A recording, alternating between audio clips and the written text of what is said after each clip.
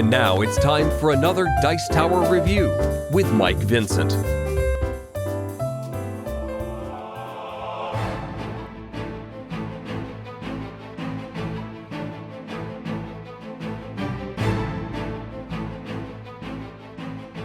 Hello, Michael Vincent here. Thank you for watching. So today we're going to be taking a look at the Lord of the Rings Living Card Game expansion, Khazad-Dum. Over the last couple of weeks, we've been looking at the Shadows of Mirkwood cycle, the different adventure packs, but today we get to take a look at a big box expansion, so that's kind of fun. The big box expansion, Khazad-Dum, is going to have 3 new quests, and we're going to get a bunch of new cards, 2 new heroes, and you're going to notice a very strong dwarf theme with Khazad-Dum. So right off the bat, if this is something you're considering picking up, then I would make sure that dwarfs and playing a dwarf deck is something that interests you, because that's going to feature prominently in this expansion. And the quests are all interesting. You're going to see lots of orcs and goblins. You're going to be down in the mines of Moria, lots of dark locations, lots of caves, using torches and different artifacts to make your way through. So it's a very thematic expansion, but if you like dwarves and you're hoping to add some new cards to synergize with your dwarf decks, then Khazad-Dum is certainly one you're going to want to keep in mind. After this, we're also going to take a look at the 2 Hobbit expansions, which also feature dwarves quite heavily. So let's jump in and take a look at the 2 new hero cards for Khazad-Dum. Okay, so here we have Bifer. Bifer is our first new dwarf hero for the Khazad-Dum expansion and belongs to the lore sphere. We see Bifer has a starting threat of 7 and has 2 willpower, 1 attack, 2 defense, and 3 hit points. Bifer is of course a dwarf and reads action, pay 1 resource from a hero's resource pool to add 1 resource to Bifer's resource pool. Any player may trigger this ability, limit once per round. So the first thing I think is worth noting about Bifer is that he has a starting threat of 7. 7 is actually the lowest starting threat of any dwarf out so far. So the first thing I think about Bifer is that if you are constructing a dwarf deck and you're bringing some of the really big dwarves with lots of starting threat, something like a Thorin Oakenshield or a Dane Ironfoot, and you need to balance your threat a little bit, the first thing you want to consider for Bifer is he's going to get help lower your starting threat and make your questing a little more viable, given that you're going to last a little longer. So Bifer also gives you access to the lore sphere, which is nice, but his abilities and stats are perhaps a bit underwhelming. He has 2 willpower, 1 attack, and 2 defense. These are okay, and it is worth considering that you're probably, if you're playing dwarves, at least 1 dwarf deck, or maybe even 2 dwarf decks, you're probably going to have Dane Ironfoot. And Dane Ironfoot, we took a look at last expansion with Return to Mirkwood, and it's worth considering that he gives all other dwarves +1 willpower and +1 attack when he is readied. So it's worth considering that Bifer is probably going to have 3 willpower and 2 attack as well, which is pretty good with 3 hit points considering his starting threat is 7.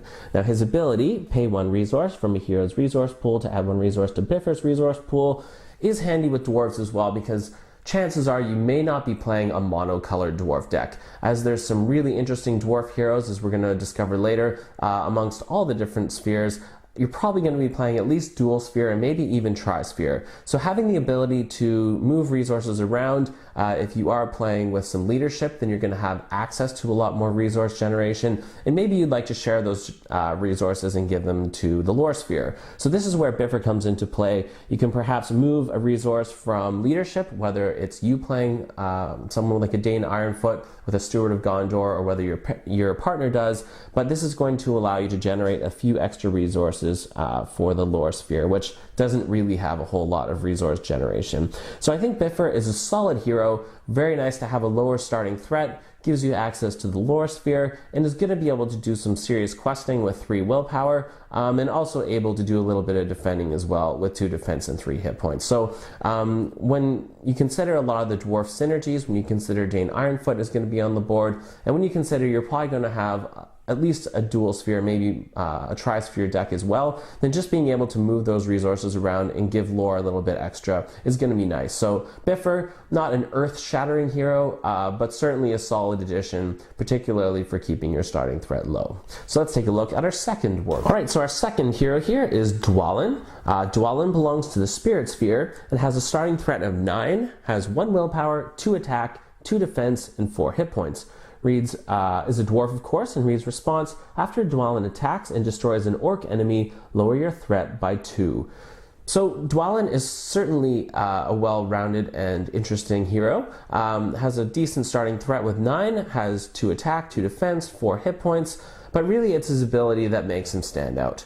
So if you're playing Dwalin in a dwarf deck, he's probably going to be delegated as your attacker. And given that Spirit isn't necessarily very strong in combat, then it makes sense that Dwalin is probably going to be the one that you're going to be having be your attacker if you're playing all dwarves. Now again, I'm going to sound like a bit of a broken record here, but it's worth mentioning Dane Ironfoot as a hero. If he's on the board and he is ready, this is going to make Dwalin's attack 3 instead of 2. So he's suddenly going to be a little more useful because you're going to have to be killing orcs. It's worth mentioning too that a lot of orcs aren't too defensive. They can be a bit squishy, and so often they're going to have a few hit points, 1 or 2 points of defense, and so with an attack of 3, you're probably going to need a little help to get Dwalin killing those orcs and managing to lower your threat. So we know that Spirit sort of specializes in threat reduction, and so thematically Dwalin fits in well there. And that's actually pretty solid with 4 hit points. So you're going to be able to block with him potentially if you need to. So there's 2 attachments I recommend possibly considering to Dwalin. So let's take a quick look at those. Okay, so here we have 2 attachments. One we've taken a look at before, the Dwarven Axe, but a new one, the Dwarven Axe, which actually comes with this expansion, so I might as well take this opportunity to talk about it here. So we're looking at both of these in the context of attaching them to Dwalin. So we have the Dwarf Axe, which reads attached to a hero, restricted, attached hero gains +1 attack, but +2 attack instead if attached hero is a dwarf. So in Dwalin's case, that's going to make his attack 4. And now we have the Dwarf Axe. Is a bit cheaper with a cost of 1, is an item and a weapon, and reads attached to a dwarf character, restricted, attached character gets +1 attack, responds after attached character attacks, deal 1 damage to the defending enemy. So we have 2 attachments here, both axes, both intended for dwarves. And so if it were me, I would actually be tempted to attach both of these, both the Dwarf Axe and the Dwarven Axe, as each one of them sort of has different specialties. So hopefully if you're playing Dwalin, you're gonna yourself or your partner have some access to the tactics sphere, as there's a lot of good dwarf cards in tactics, particularly when it comes to combat. So the Dwarven Axe, of course, is just going to boost your dwarf's attack by an extra 1 over the Dwarf Axe. So if we consider Dwalin, if he has the Dwarven Axe attached, he's going to have an attack of +2, whereas the Dwarf Axe, will only give him +1.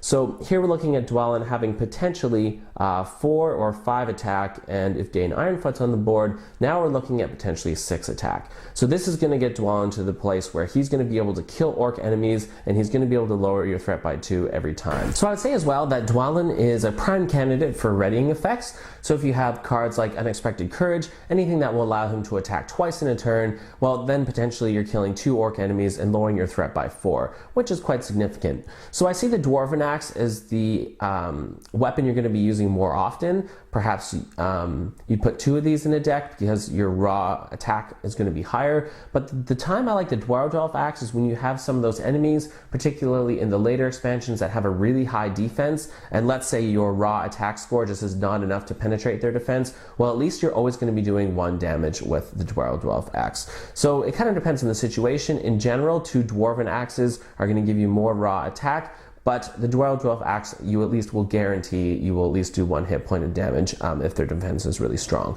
So I think both are good. Clearly the Dwarf Axe is a little cheaper, so that's nice, and you're guaranteed to do damage with it. So both are good, both just to be used at different situations, and I think both are worth considering if you're bringing Dwalin, because that's really going to get his attack score high enough where you're going to be reliably killing orcs and lowering your threat. So 2 really good heroes in Bifer and Dwalin. Neither are on the same level as a Dane Ironfoot, of course, but both solid additions for the Spirit and Lore spheres if you're playing dwarves. And of course, the Dwarf Axe with a cost of 1 is certainly worth considering as well. So moving on. So since we were just looking at tactics, let's continue with tactics and take a look at our first Dwarven ally, the Veteran of Nanduhirion. So the Veteran of Nanduhirion has a cost of 4, very expensive, has 0 willpower, 3 attack, 2 defense, and 3 hit points.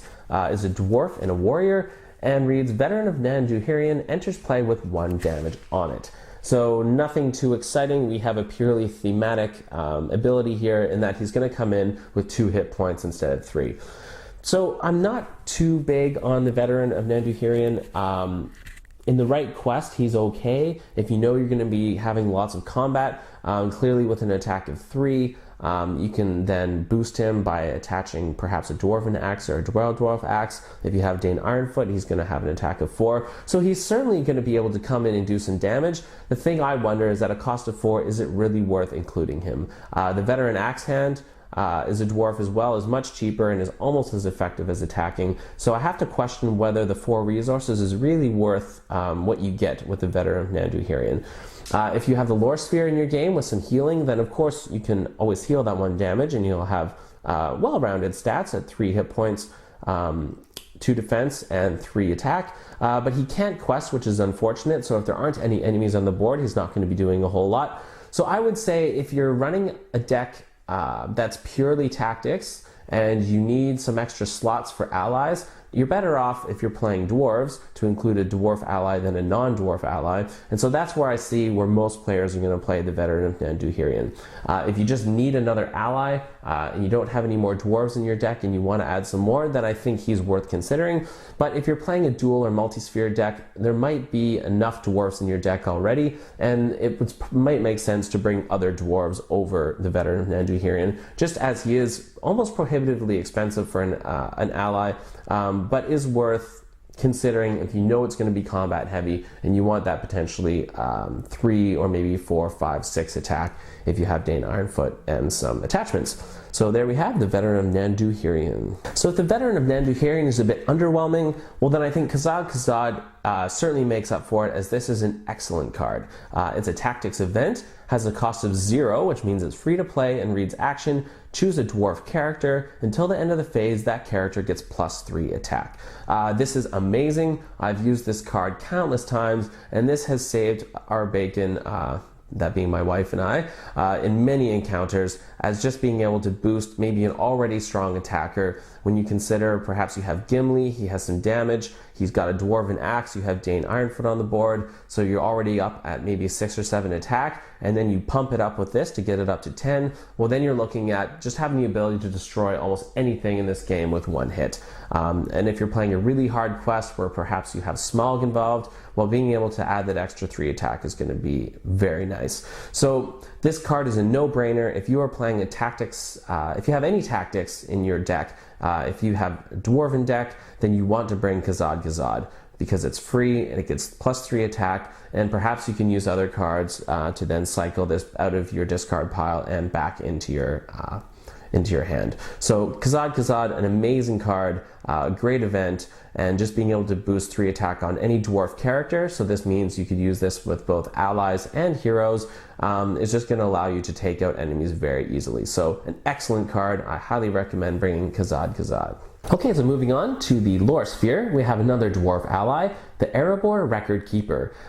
He belongs to the Lore Sphere, is an ally, and has 1 cost, 1 willpower, 0 attack, 0 defense, and 1 hit point. Is a dwarf and reads, Arable Record Keeper cannot attack or defend. So you're only going to be questing with this guy or using his ability, which reads, action, exhaust Arable Record Keeper and pay 1 lore resource to choose and ready a dwarf character. So even though this ally is not going to come in handy in combat situations, he is a good ally, which certainly can be useful. It's worth mentioning again with Dane Ironfoot, at least you can quest with this guy, and if he's on the board, he's going to be able to quest for 2, but I really think his ability, if you have the spare resources, is very good. Let's take a quick look at Dane Ironfoot to help illustrate how the Arable Record Keeper can be a very good card. Okay, so we've mentioned before, Dane Ironfoot, one of the best dwarf heroes in this game, the best dwarf hero in the game, and so his whole ability is predicated on him being readied. So when he is ready, all dwarves are going to get +1 attack and +1 willpower. The interesting thing about Dane Ironfoot is he also has amazing defense at 3 with 5 hit points. So it's very tempting to want to block with Dane Ironfoot, because you know he's going to be able to take most things that are going to come his way. The problem with that though is once you block with him, that means you have to exhaust him, which means he's no longer ready for the combat phase, or sorry, the attack phase. So you really want Dane Ironfoot to be readied so that you can give all of your dwarves that +1 attack. Well, this is where you can potentially use the Arable Record Keeper. Assuming you have an extra lore resource kicking around, we've already mentioned with Bifer, that's going to be more doable. And so you want to use that resource, exhaust the Arable Record Keeper, and then you can ready Dane Ironfoot, possibly after he's already blocked, and now he's going to give all dwarves +1 attack so that they can counter, and you can do a lot of damage and get rid of some enemies. So I really think he's good that way. There's other dwarves that may benefit from this as well. If you have a really strong attacker like Gimli, then being able to exhaust and ready him so that he can kill another enemy or do some damage to a big enemy is going to be useful. So the Arable Record Keeper has a specialized ability, so you're not obviously going to be using him to attack or defend. You're probably going to want to keep him ready so you can use his ability. But if you don't have any resources on hand and you have Dane Ironfoot on the table, at least you can always quest with him for 2. So I think a very cheap ally at a cost of 1. You're going to have to be careful though with only 1 hit point, so he's going to be very susceptible to any treacheries that do 1 damage to allies, etc. But a really good card, and if you're playing lore, certainly a dwarf worth considering. You could also use him in any quest where you're forced to exhaust some of your dwarves. There are many quests, encounters that do this, and so Arable Record Keeper again is going to give you the opportunity to ready one of those dwarf either characters or heroes. Right, so Arable Record Keeper, a good solid dwarf ally.